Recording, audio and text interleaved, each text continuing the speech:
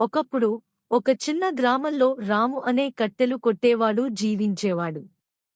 అతను రోజూ అడవికి వెళ్లి కట్టెలను నరికివేసి వాటిని సంతలో అమ్మి తన జీవనం సాగించేవాడు. ఒకరోజు రాము నదికి దగ్గరగా చెట్లను నరుకుతుండగా పొరపాటున అతని గొడ్డలి జారి నదిలో పడిపోయింది. ఓ!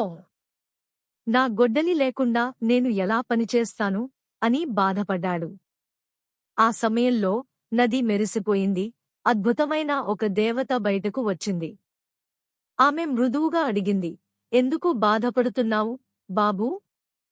రాము తన సమస్యను వివరించాడు. దేవత నదిలోని నీటిలోకి వెళ్ళింది. కాసేపటికి ఒక బంగారు గొడ్డలిని పట్టుకుని వచ్చి, ఇది నీదా అని అడిగింది. రాము తల ఊపుతూ చెప్పాడు, కాదు, నా గొడ్డలి ఇనుముతో తయారైంది. దేవత మరోసారి మునిగి వెండి గొడ్డలిని తీసుకొచ్చింది. ఇది నీదా అని మళ్లీ అడిగింది. రాము అబద్ధం చెప్పకుండా, లేదు, నా గొడ్డలి వెండి కాదు అని చెప్పాడు. మూడోసారి దేవత ఒక పాత ఇనుము గొడ్డలిని తీసుకుని వచ్చి, ఇది నీదా అని ప్రశ్నించింది. రాము ఆనందంగా, అవును, ఇది నా గొడ్డలి. ధన్యవాదాలు అని చెప్పాడు. రాముని నిజాయితీ చూసి దేవత ముగ్ధురాలై అతనికి 3 గొడ్డలులను బహుమతిగా ఇచ్చింది.